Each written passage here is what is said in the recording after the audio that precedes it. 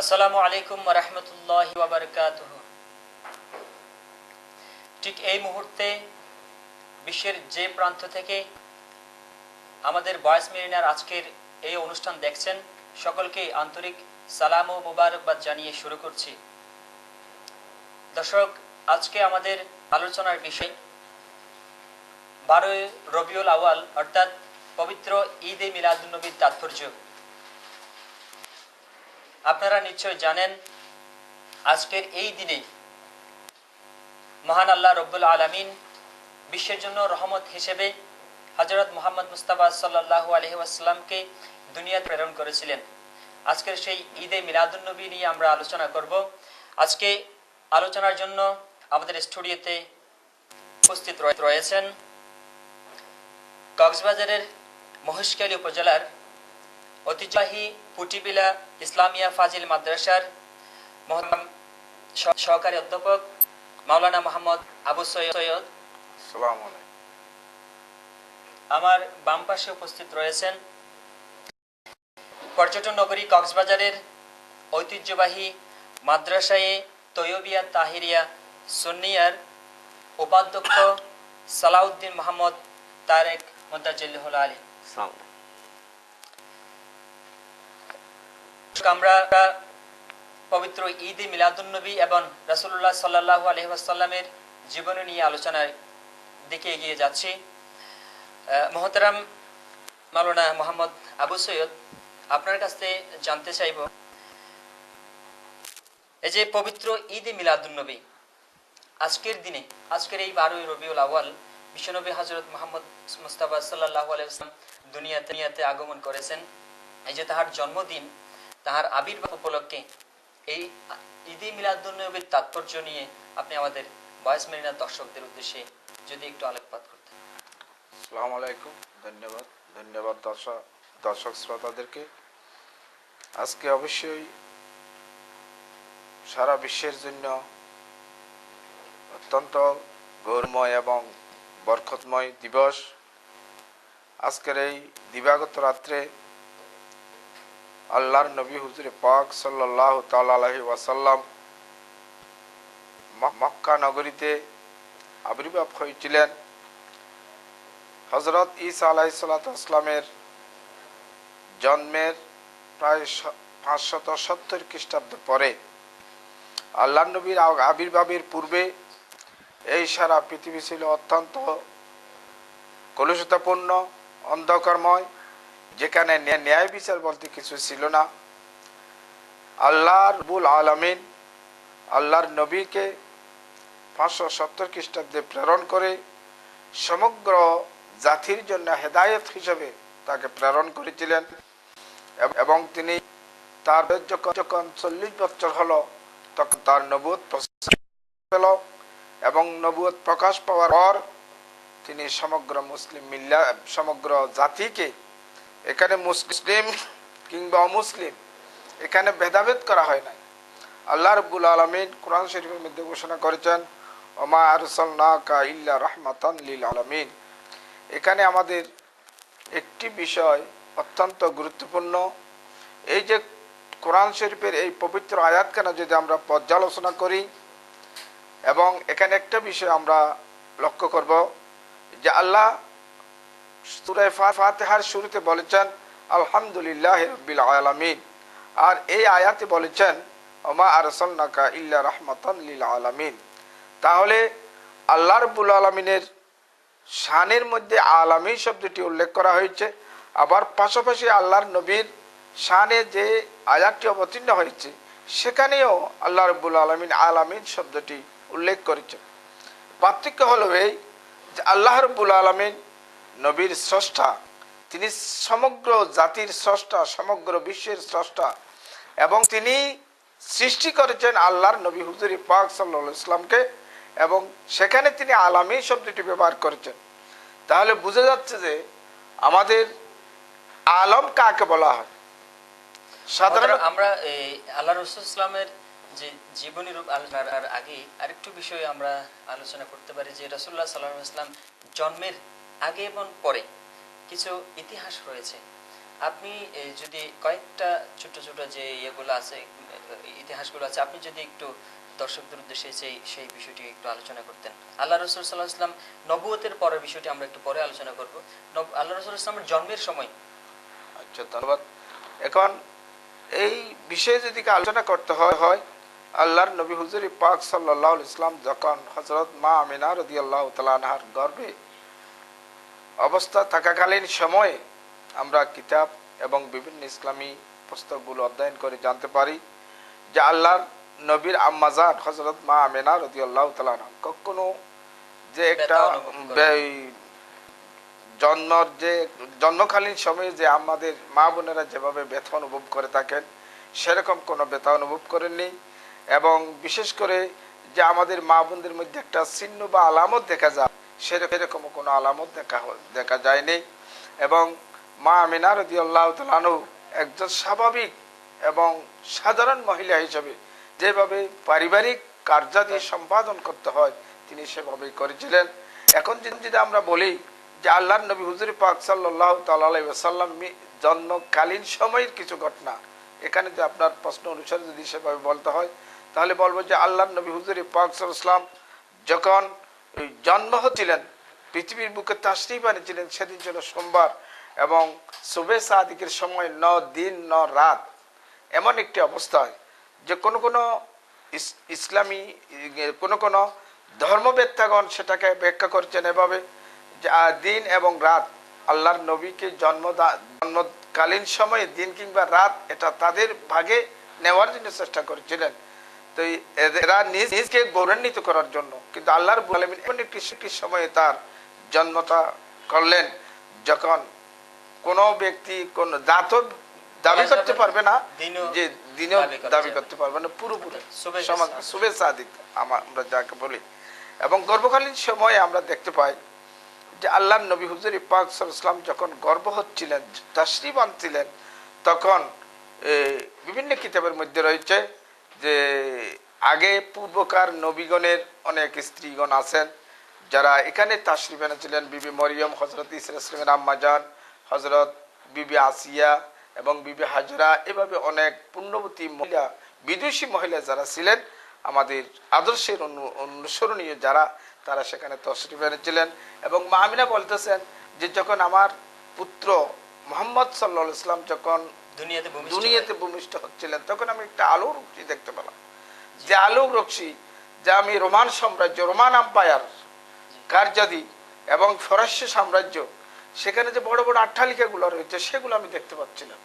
এবং সেখানে আরো দেখতে পাচ্ছিলাম যে অট্টালিকাগুলো ভেঙে যাচ্ছে, ভেঙে চুরমার হয়ে পড়ে যাচ্ছে।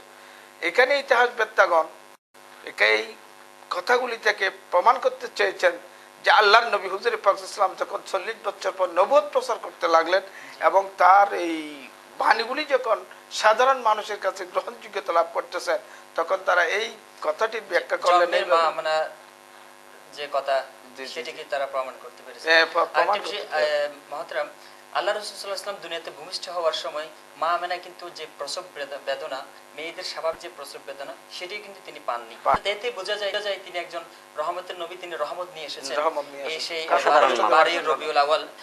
মহতরম মাওলানা সালাউদ্দিন মোহাম্মদ তারেক, এই যে 12 রবিউল আউয়াল নবী করিম সাল্লাল্লাহু আলাইহি ওয়াসাল্লাম পৃথিবীতে এসেছেন, আমরা দেখি কক্সবাজার, এই যে পর্যটন নগরী কক্সবাজারে আপনারা সেই 12 রবিউল আউয়ালকে বিশ্বের ইতিহাসে ধরে রাখার জন্য আপনারা জশ্নে জুলুস নামে একটি প্রোগ্রাম অনুষ্ঠান আপনারা হাতে নিয়ে থাকেন এবং সেটি খুবই বৃহৎ পরিসরে করেন। আপনাদের এই যে বিরাট অনুষ্ঠান, এর পেছনে আপনাদের মূলত উদ্দেশ্যটা কি, যে এত বিরাট আয়োজন? বয়েস মেরিনার দর্শকবৃন্দ, দূরের কাছে শ্রোতাবৃন্দ, আসসালামু আলাইকুম ওয়া রাহমাতুল্লাহি ওয়া বারাকাতুহু। পর্যটন নগরী কক্সবাজারে সবচেয়ে বড় অনুষ্ঠান হয় মাদ্রাসায়ে তৈয়বা তাহেরিয়া সুন্নিয়া থেকে জশ্নে জুলুসে ঈদে মিলাদুন্নবী সাল্লাল্লাহু তাআলা আলাইহি ওয়াসাল্লামের সেই বর্ণাঢ্য রেলিটাই। আমরা যদি এর পেছনের ইতিহাসের দিকে যদি যাই, এটা নতুন কোনো আবিষ্কৃত অনুষ্ঠান নয়।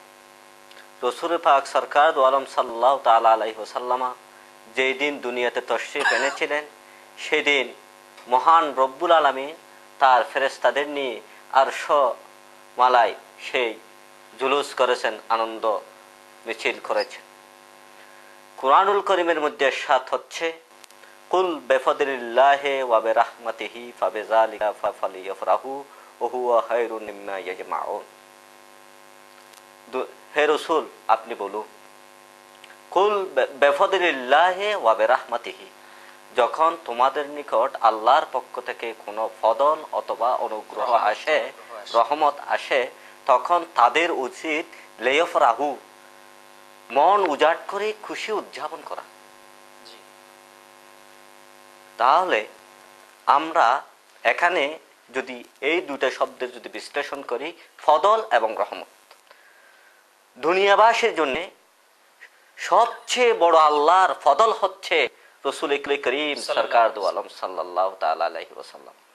আর রহমত, রহমত এটা তো কুরআনুল কারীমের মধ্যে অন্য আরেকটা আয়াত রয়েছে, যেমন ওয়ামা আরসালনাকা ইল্লা রাহমাতাল লিল আলামিন। সুতরাং বোঝা গেল আল্লাহর সবচেয়ে বড় অনুগ্রহ এবং রহমত হচ্ছেন নবী মুহাম্মদ রাসূলুল্লাহ সাল্লাল্লাহু আলাইহি ওয়াসাল্লামের আগমন অথবা সুতরাং তার আবির্ভাব উপলক্ষে খুশি উদযাপন করা এটা আল্লাহরই নির্দেশ। অর্থাৎ আপনাদের এই যে পুরো বছরের যে 365 দিনের বছরে একটা দিন আপনারা চাচ্ছেন কি অন্তত এই দিনে হলে, অর্থাৎ মানুষ যে 11 মাসে যে তারা গুনাহ করত বা রাসূলুল্লাহ সাল্লাল্লাহু আলাইহি ওয়াসাল্লামের আদর্শ থেকে তারা বিচ্যুত থাকতো, আজকের এই দিনে আপনাদের সেই অনুষ্ঠানের মধ্য দিয়ে আপনারা বোঝাতে চান যে কি এই যে বিশ্বনবী সাল্লাল্লাহু আলাইহি ওয়াসাল্লাম রহমত নিয়ে এসেছিলেন, আজকের এই অনুষ্ঠানের মধ্য দিয়ে আপনারা সেই রহমত এবং তার আদর্শকে আপনারা গ্রহণ করেন। অবশ্যই আমরা এই বিষয়টা বোঝাতে চাচ্ছি। অবশ্যই মুহতারাম মাওলানা মোহাম্মদ তারেক যে বিষয়টি বলছিলেন, ওয়ামা আরসালনাকা ইল্লা রাহমাতাল লিল আলামিন, অর্থাৎ আল্লাহ পাক রব্বুল আলামিন মহানবী সাল্লাল্লাহু আলাইহি ওয়াসাল্লামকে বিশ্বের জন্য, শুধু মুসলমানের জন্য নয়, পুরো বিশ্বের যত জাতি আছে প্রত্যেক জাতির জন্য রহমত হিসেবে তিনি প্রেরণ করেছেন। এই যে রহমাতুল লিল আলামিন, আপনি সেই বিষয়টি নিয়ে একটু আলোচনা করুন। ধন্যবাদ। একটু আগে আমি আলোচনা করছিলাম সাধারণ বিষয়, যে আমি একটু একটা শব্দকে আমি বিশ্লেষণ করতে চাই, যেটা আমি একটু আগে বলেছিলাম যে আল আলম। আলম বলা হয় সমগ্র বিশ্বের সৃষ্টিকে। সৃষ্টির মধ্যে কিন্তু আল্লাহ নাই, আল্লাহ ছাড়া যা কিছু রয়েছে সবগুলি হলো সৃষ্টি। তাহলে রাহমাতান লিল আলামিন, এখানে আরবি ব্যাকরণের লামটি ব্যবহার করা হয়েছে শুধুমাত্র বলার জন্য। সুতরাং আল্লাহর নবী হুজুরে পাক সাল্লাল্লাহু আলাইহি ওয়াসাল্লাম এই বিশ্ববাসীর জন্য রহমত হিসেবে প্রেরিত হয়েছিলেন। তাহলে আজকে আমরা যারা আল্লাহর নবীর উম্মত, আমরা তো অনেক সবার আগে আমরা অনুগ্রহ পাব। এমনকি আল্লাহর নবীর জীবন 365 বছর জীবনে যদি আমরা আলোচনা করি, তাহলে 63 বছরের জীবনে যদি আমরা আলোচনা করি, তাহলে আমরা সেখানে পাবো যে আল্লাহর নবীর করুণা এবং দয়া ছাড়া কোনো কিছু সেখানে হিংসা বা পরিস্থিতি কাতরতা বা শত্রুতামি কোনো কিছু আমরা অবলোকন করতে পারি না। এমনকি পশু এবং প্রাণীদের প্রতি আল্লাহর নবী অনেক ভালোবাসতেন। যে আমরা সবাই জানি একটা ঘটনা, যে একটা চড়ুই পাখি নিয়ে একটা শিশু খেলা করতেছিলেন, আল্লাহর নবী হুজুরে পাক সাল্লাল্লাহু আলাইহি ওয়াসাল্লাম তাকে ডেকে বললেন যে বাবা তুমি এটাকে ছেড়ে দাও, ওই পাখির মা ঘোরাঘুরি করতেছে বা তার ছেলে ছানার জন্য ক্রান্ত করতেছে। তাহলে একটা সাধারণ পাখি যে নিয়ে আমরা খেলা করি, তাহলে আল্লাহর নবীর করুণা শুধু মানব জাতির জন্য নয়, সমগ্র বিশ্বের জন্য আল্লাহর নবীর করুণা এটা প্রসারিত ছিল, এবং সেটাই আমরা পেতে থাকবো এবং কিয়ামতের ময়দানেও আমরা পাবো। আপনার সাথে একটা শব্দ আমি যোগ করতে চাই। আপনি যে শুরুতে ধরছিলেন সূরা ফাতিহার মধ্যে আল্লাহকে রব্বুল আলামিন বলা হয়েছে, রাসূল করিম সাল্লাল্লাহু আলাইহি ওয়াসাল্লাম রাহমাতুল আলামিন বলা হয়েছে। এক কথা, আল্লাহর রব্বিয়তের ক্ষমতা যতটুকু, রাসূলের রহমতের সীমানা ততটুকু। হ্যাঁ, অবশ্যই।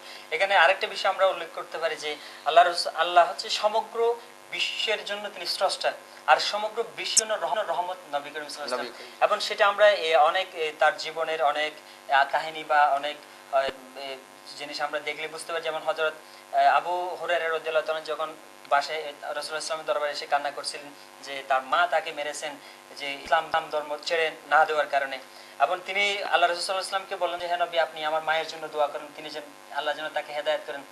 আল্লাহ রাসূল সাল্লাল্লাহু আলাইহি ওয়াসাল্লাম দোয়া করছিলেন আর হযরত আবু হুরায়রা দৌড়াচ্ছিলেন। অর্থাৎ তিনি যাওয়ার আগেই তার দোয়া কিন্তু আল্লাহর দরবারে পৌঁছে গেছে। কবুল হয়ে গেছে। নবীগণ হচ্ছে মুস্তাজিবুদ দাওয়াত। জি, সুতরাং আমরা এটাই বুঝতে পারি যে নবীদের দোয়া ফেরত নাই। আল্লাহ রাসূল সাল্লাল্লাহু আলাইহি ওয়াসাল্লাম পুরো বিশ্বের জন্য সেই রহমত, এবং তিনি যেটি আল্লাহর কাছে চেয়েছেন তিনি সেটি পেয়েছেন। মহতারাম, নবী করিম সাল্লাল্লাহু আলাইহি ওয়াসাল্লাম একজন সমাজ নেতা হিসেবে তিনি যে নবুয়তের আগে সমাজের শান্তি প্রতিষ্ঠার জন্য তিনি কি কি ভূমিকা রেখেছিলেন? আমরা যদি সেটা পর্যালোচনা করি, আমরা ইসলামের ইতিহাস পর্যালোচনা করলে দেখতে পাই যে হিলফুল ফুজুল নামক একটি সংগঠন তিনি প্রতিষ্ঠা করেছিলেন।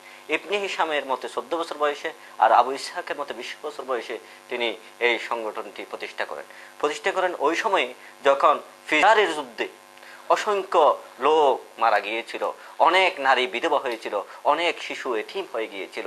তখন সমগ্র সেই আরবে একটা হাহাকার অরাজনৈতিক অবস্থা বিরাজ করছিল।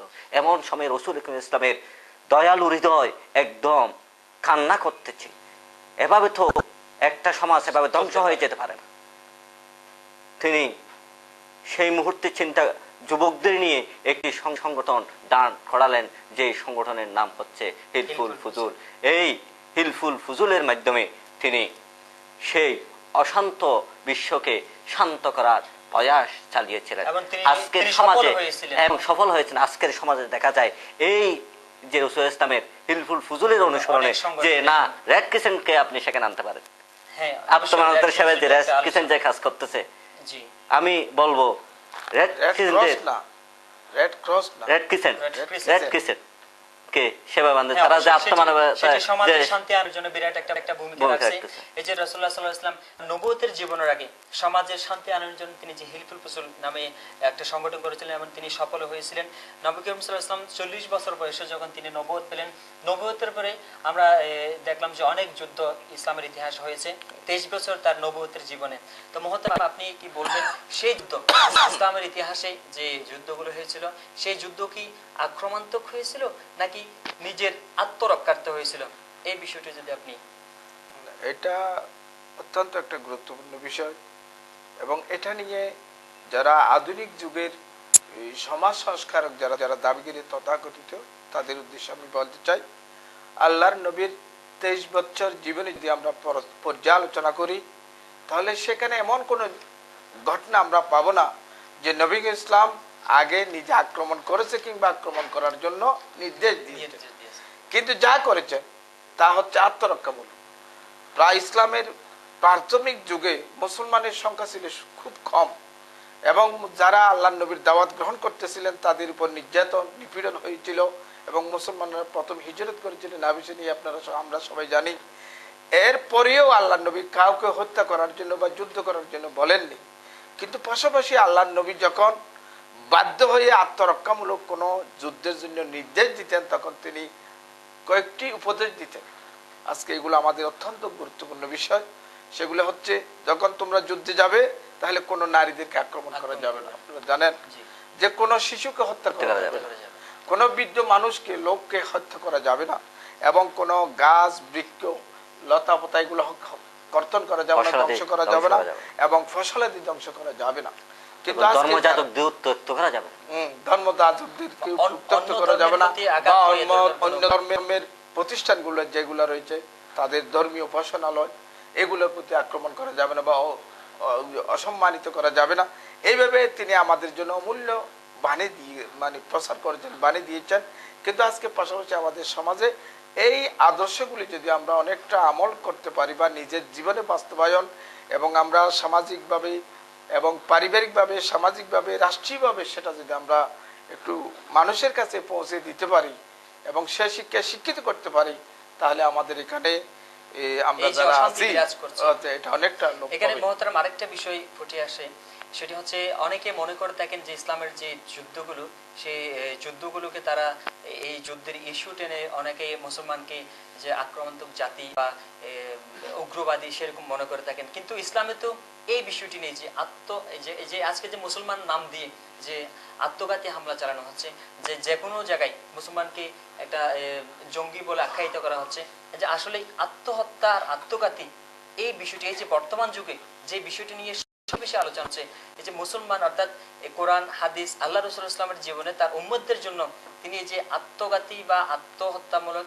এই যে উপদেশ দিয়েছেন সেই বিষয়টা একটু যদি আপনি এখানে আমি আপনাকে দুটি বিষয় বলবো। একটি বিষয় হলো যারা মুসলমানদেরকে আক্রমণকারী বলে তাদের জন্য আমার কথা হলো যে তারা মক্কা বিজয়ের ঘটনাটা যেন তারা একটু পর্যালোচনা করে নিরপেক্ষ দৃষ্টিতে চোখ থেকে রঙিন স্বর্ণ তুলে ফেলতে হবে, এবং তাহলে তাদের আমাদের ইসলামের যে আদর্শ এবং আল্লাহর নবীর যে অনুপম চরিত্র সেটা উঠবে। দেখেন আপনারা, আল্লাহর নবীর প্রিয়তম চাচা হযরত আমির হামজা রাদিয়াল্লাহু তাআলা আনহু উহুদের ময়দানে শহীদ করা হয়েছে এবং তার দেহ মোবারককে খণ্ড বিখণ্ডিত করা হয়েছে। সে হিন্দা মক্কা বিজয়ের দিনে আল্লাহর নবী তাকে মাফ করে দিয়েছে। হযরত আবু সুফিয়ান যিনি তখনও মুসলমান হননি তাকে ক্ষমা করে দিয়ে দিয়েছেন। আল্লাহর নবীর চাচাকে যিনি হত্যা করেছিলেন তাকে তিনি মাফ করে দিয়েছেন, এবং তিনি সবাই এবং তিনি সেখানে সাধারণ ক্ষমা ঘোষণা করেছিলেন। এবং আরেকটা বিষয় হলো এই যে আল্লাহর নবী অত্যন্ত কষ্ট পেয়েছিলেন নিজের চাচার হত্যায় শহীদ হওয়াতে, সেরকম জানি দুশমনকে তিনি মাফ করে দিয়েছিলেন। এবং আল্লাহর নবীর এই উদারতা দেখার পর তারা বলল যে ইসলাম তো অত্যন্ত সুন্দর, সুতরাং আমরা সবাই আর ইসলামের বিরোধিতা না করে ইসলামের ছায়া তোলে আসি। এবং আরেকটি তিনি কথা বলেছিলেন যে খানায় কাবা যারা আবু সুফিয়ানের ঘরে যারা আশ্রয় নেবে তারা নিরাপদ। দেখেন উনি হলেন একজন শত্রু, তখনই শত্রু ইসলামে, এরপরেও আল্লাহর নবী নেতা হিসেবে তাকে মূল্যায়ন করেছিলেন। আবু সুফিয়ান কুরাইশদের একজন নেতা, সেই জন্য তাকে মূল্যায়ন করেছিলেন, এবং তারা তার ঘরে যারা আশ্রয় নিয়েছিলেন তারা অত্যন্ত সুখে শান্তিতে সেখানে তারা বেঁচে রক্ষা পেয়েছিলেন এবং তাদেরকে লাঞ্ছিত করা হয় না। এইভাবে ইসলাম। আরেকটি কথা হলো যে বাইতে রিদওয়ান, আমরা তো সবাই জানি, একটু আমি একটু বলার চেষ্টা। বাইতে রিদওয়ানে আমরা দেখতে পাই যে তারা সেখানে মুসলমানরা যখন উমরা করার জন্য যাচ্ছিলেন তখন তাদেরকে বাধা দেওয়া হলো। আল্লাহর নবী এবং তাদের সাথে একটা চুক্তি করার জন্য আলোচনা চলছিল, এবং হযরত ওসমানকে নিয়ে একটা ঘটনা আছে, সেদিকে আমি যাচ্ছি না। এবং সেখানে আমি দেখতে পাই যে কতগুলো চুক্তি হয়েছিল শর্ত, সেই শর্তগুলি সম্পূর্ণ মুসলমানের বিরুদ্ধে, কিন্তু আল্লাহর নবী একটি শর্ত দিনে সবগুলিকে গ্রহণ করেছিলেন। সেখানে তারা বলা হয়েছিল যে মদিনার থেকে কোনো লোক যদি মক্কা আসে তাকে ফেরত দেওয়া যাবে না, মক্কা থেকে কোনো মুসলমান হয়ে মদিনা গেলে তাকে ফেরত দিতে হবে, মুসলমানগণ এই বছর উমরা করতে পারবে না, আগামী বছর শুধুমাত্র 3 দিনের জন্য আসবেন, তাও অস্ত্র ছাড়া।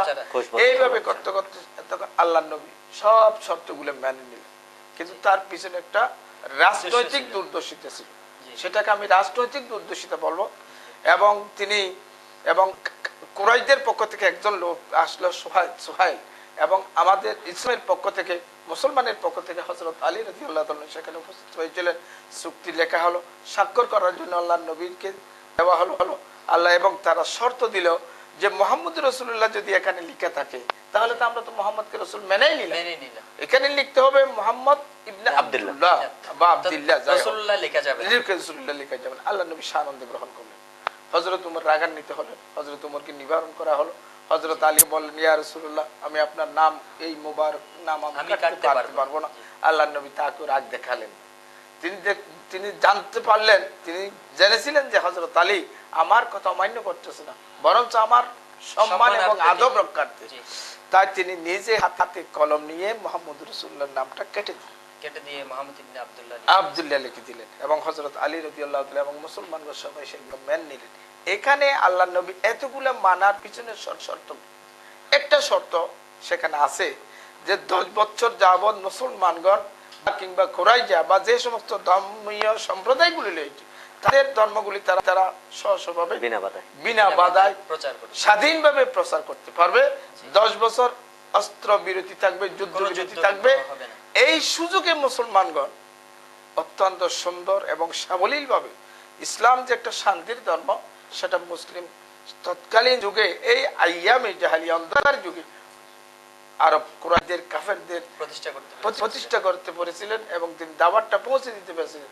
এর ফলে বাইতে রিদওয়ানের পরে দেখা যায় যে মুসলমানগণ দলে দলে বিধর্মীগণ দলে দলে মুসলমানদের ইসলাম ধর্মে ইসলাম গ্রহণ করতে হচ্ছে। তাহলে বোঝা যায় আল্লাহর নবী কখনো অশান্তি সৃষ্টি করার জন্য কোনো পদক্ষেপ নেয়নি।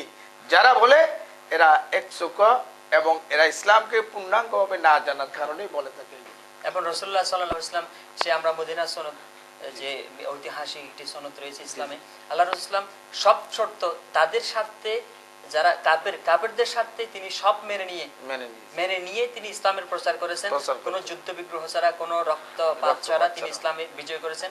আজকে যারা মুসলমান নাম দিয়ে, ইসলামের নাম দিয়ে আজকে যে রাস্তাঘাটের যে জ্বালাও পোড়াও, এই যে ভাঙচুর, এরপরে খুন হত্যা রাহাজানি করছে, সেটা অবশ্যই বলবো আমরা তারা কখনো তারা মুসলমান হতে পারে না। আমরা সেই বিষয়টি নিশ্চয়ই বলতে পারি যে ইসলামে তো কোনো মানুষ হত্যার ব্যাপারে অনুমতি দেওয়া হয়, কারণ আল্লাহ পাক রব্বুল আলামিন বলেছেন একটা ইমানদার হত্যা করা, একটা মুমিন হত্যা করা মানে পুরো জাতিকে হত্যা করা। এটা তো কোরআনের প্রশ্ন। আপনি বলেছেন যে রাসূলুল্লাহ সাল্লাল্লাহু আলাইহি ওয়াসাল্লাম যে মক্কা বিজয়ের পর প্রত্যেককে ক্ষমা করে দিয়েছিলেন এবং তিনি কারো প্রতিশোধ নেননি। বিশেষ করে প্রতিটি ধর্মের মানুষকে তিনি ক্ষমা করে দিয়েছিলেন।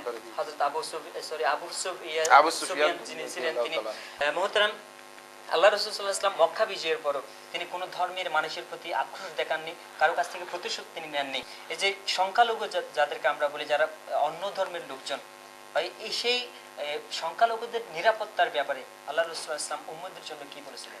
আল্লাহ রাসূল সাল্লাল্লাহু তাআলা আলাইহি ওয়াসাল্লাম সংখ্যালঘুদের নিরাপত্তার বিষয়ে যে দিক নির্দেশনা দিয়েছেন সেগুলো মুসলমানদের জন্য অত্যন্ত গুরুত্বপূর্ণ বলে আমি মনে করি। রাসূল ইসলাম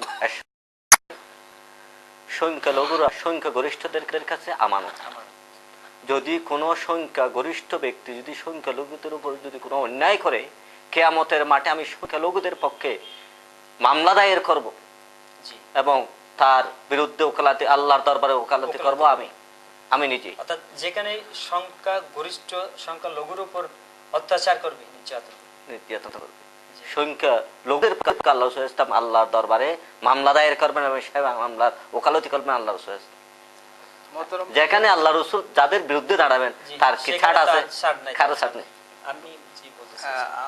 আমরা অবশ্যই জানি মুসলিম মিল্লাতের জাতির পিতা হযরত ইব্রাহিম আলাইহিস সালাম, তিনি একসময় একজন কাফেরকে দাওয়াত দিয়েছিলেন।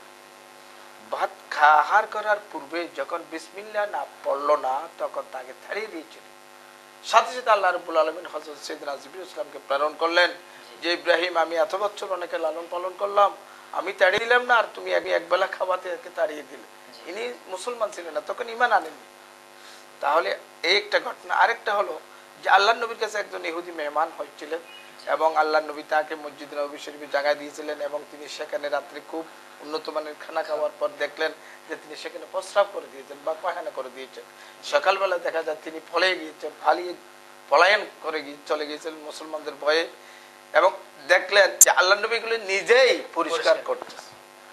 কিন্তু আল্লাহ নবী তাকে মারার জন্য বা ধরে বেঁধে রাখার জন্য বা তাকে দিয়ে পরিষ্কার করানো এরকম কোন, এবং তিনি খুঁজতে খুঁজতে ছুটে গিয়েছেন ওই লোকটার কাছে যে তারপর রাতের সমস্যা হয়েছিল, তিনি যে কেন শেষ রাতে কেন উঠে তিনি চলে গেছেন বা আমরা কেন খবর নিলাম না। এবং আরেকটি বিষয় যে আল্লাহর সংখ্যাগুরু যে বিষয়টা আরেকটু আমি আলোচনা করব এখানে। আল্লাহ রাসূল ইসলামের যে মদিনায় সনদ, মদিনায় যে 7 ধরনের লোক তখন বসবাস করত, ইহুদি, খ্রিস্টান, অগ্নি পূজারী এবং মুসলমান, মূর্তি পূজারী এবং মুসলমান। 7 ধরনের মানুষের মধ্যে এমন তিনি সম ব্যবস্থা তিনি করছিলেন, এক ধর্মের লোক অন্য ধর্মের উপর আঘাত করতে পারবে না। কোন ধর্মের ব্যক্তি যদি ব্যক্তিগত কোনো কি করে অপরাধ করে, সেটা ব্যক্তিগত অপরাধ হিসেবে সাব্যস্ত হবে, ব্যক্তি হিসেবে শাস্তি পাবে। ব্যক্তির জন্য সম্প্রদায়কে দায়ী করা চলবে না। আল্লাহ রাসূল ইসলাম সেটি স্পষ্টভাবে সুতরাং আমরা আজকের যে সেই আল্লাহ রাসূল ইসলামের শিক্ষা এবং আজকের যে প্রেক্ষাপট, যে পৃথিবীর সেটিকে আমরা অবশ্যই আল্লাহ রাসূল ইসলামের যে নির্দেশ উম্মতের জন্য রয়েছিল আমাদেরকে অবশ্যই সেটি গ্রহণ করতে হবে। মুহতারাম, আল্লাহ রাসূল ইসলাম যে সংখ্যালঘুদের প্রতি তার যে ভালো আচরণ ছিল, তিনি একজন সফল সমাজপতি, সমাজ সংস্কারক, এবং তিনি যে আইয়ামে জাহালের যে অন্ধকার যুগকে তিনি স্বর্ণালী যুগে পরিণত করেছিলেন। আমরা জানি যে তিনি একজন সফল রাষ্ট্রনায়ক ছিলেন। যে রাষ্ট্রনায়ক হিসেবে তার যে চরিত্র, আমরা রাষ্ট্রনায়ক হিসেবে আল্লাহ রাসূল সাল্লাল্লাহু আলাইহি ওয়াসাল্লামের কি কি বিষয়গুলো আমরা এখানে আলোকপাত করতে পারি? এখানে আল্লাহর নবী একজন সফল রাষ্ট্রনায়ক, তাতে কোনো সন্দেহ নেই। এবং আমরা জানি 1947 সালে যখন ভারত স্বাধীন হলো ব্রিটিশের কবল থেকে, তখন মহাত্মা গান্ধী একটি কথা বলেছিলেন যে এখানে যদি একটা মুহাম্মদের রাষ্ট্র বা নিয়ম নীতি পরিচালনা করার মতো এমন একটা রাষ্ট্র কায়েম করা যায়, তাহলে এখানে আমাদের আর কোনো অসুবিধার কথা নয়, বা আমরা শান্তিতে বসবাস করতে পারবো। অনুরূপভাবে অন্যান্য মনীষীগণ এভাবে বলেছেন। কিন্তু আল্লাহর নবী হুজুরে পাক সাল্লাল্লাহু আলাইহি ইসলাম যে কর্ম সম্পাদন করছেন তার নবুয়তের জীবনের মধ্যে, সেখানে আমরা দেখতে পাই আল্লাহর নবী হুজুরে পাক সাল্লাল্লাহু আলাইহি ইসলাম যুদ্ধনীতি, অর্থনীতি, সমাজনীতি, রাজনীতি এবং শিক্ষানীতি সবগুলা তিনি কি করে পরিপূর্ণ করে আমাদেরকে দিয়েছেন। তাই আল্লাহ রাব্বুল আলামিন ঘোষণা করেছেন আল ইয়াউমা আকমালতু লাকুম দীন, এই আয়াতটি তিনি অবতীর্ণ করেছেন। যদি আল্লাহর নবীর কার্যের মধ্যে যদি কোনো ঘাটতি থাকতো, তাহলে আল্লাহর নবী আল ইয়াউমা আকমালতু শব্দটি উল্লেখ করতেন। এরপরে দেখা যায় যে আল্লাহর নবী হুজুরে পাক সাল্লাল্লাহু তাআলা আলাইহি ওয়াসাল্লাম কোন মানুষের অকল্যাণে এবং নিজের ব্যক্তিগত সুবিধা আদায়ের জন্য, যে আজকে আমরা যারা যেভাবে করে থাকি, আমাদের সবার একটা উদ্দেশ্য থাকে যে কিছু পাবো কিনা, কিন্তু আল্লাহর নবী হুজুরে পাক সাল্লাল্লাহু আলাইহি ওয়াসাল্লাম সেরকম কোনো উদ্দেশ্য তার ছিল না। এবং তার সাহাবী যারা আছেন, বিশেষ করে প্রায় লক্ষাধিক সাহাবী আল্লাহর নবীর জীবনে আল্লাহর নবীর সাথে সাক্ষাৎ হয়ে যায় এবং ধর্মীয় কাজে সেখানে কোনো ব্যক্তি সেরকম নেই। এবং আমি কালকে একটা জিনিস উল্লেখ পেলাম যে হযরত ওমর ইবনুল খাত্তাব এবং ওমর ইবনুল আব্দুল আজিজ, এই দুই খলিফার আমলে 16 বার ডোল পিটিয়ে দেওয়া হয়েছিল যে কোন ব্যক্তি যাকাত গ্রহণ করবে কিনা, কিন্তু একজন লোক পাওয়া যায়। তাহলে আল্লাহর নবীর দেওয়া নির্দেশনা মতে তারা রাষ্ট্র পরিচালনা করার পরে তিনি এমন রাষ্ট্র পরিচালনার জন্য লোক তৈরি করেছিলেন, সাহাবা তৈরি করেছিলেন, যে হযরত ওমর রাদিয়াল্লাহু তাআলার শাসনামলে এমন একটা ঘটনা রয়েছে যে যাকাত দেওয়ার মতো মানুষ পাওয়া যাচ্ছিল না। যে তিনি আজকের যে আমাদের এই যে সমাজ, আজকের এই যে পৃথিবী, এই পৃথিবীতে হযরত মুহাম্মদ মুস্তাফা সাল্লাল্লাহু আলাইহি ওয়াসাল্লামের যে সেই রাষ্ট্র পরিচালনার যে নীতি, যদি আমাদের আজকের যারা রাষ্ট্র পরিচালনা করছেন, এটা আমার মনে হয় প্রতিটি ধর্মের মানুষ বা প্রতিটি রাষ্ট্রেই অবশ্যই রাষ্ট্র পরিচালনা, আপনি মদিনার সনদকে সামনে রাখতে পারেন। মদিনার সনদকে সামনে রেখে যদি রাষ্ট্র পরিচালনার মূলনীতি যদি নির্ধারণ করা হয়, তাহলে অবশ্যই অশান্ত পৃথিবী শান্তি প্রতিষ্ঠা অবশ্যই হবে। এই যে আইয়ামে জাহেলিয়াতের যে অবস্থা ছিল, আল্লাহ রাসূল সাল্লাল্লাহু আলাইহি ওয়াসাল্লাম সেটি দুইয়ে মুছে একেবারে সংস্কার করে সোনালী যুগ ফিরিয়ে এনেছিলেন। আজকে আমরা দেখছি সেই আইয়ামে জাহেলিয়াতের মতো আরেকটি যুগ হয়তো আমাদের সামনে অপেক্ষা করছে, আমাদের যারা উত্তর প্রজন্ম। আমরা আশা করব দর্শক, আল্লাহ রাসূল সাল্লাল্লাহু আলাইহি ওয়াসাল্লামের সেই রীতিনীতি অনুসরণ করে এখন যে পৃথিবীতে আবার আইয়ামে জাহেলিয়াতের মতো অবস্থা তৈরি হয়েছে, সেটি আবার অনেক আল্লাহ রাসূল ইসলামের যারা উত্তরসূরি উম্মত রয়েছেন তারা আবার পৃথিবীতে শান্তি আনয়নের চেষ্টা করবেন। দর্শক, আজকের অনুষ্ঠানের আমরা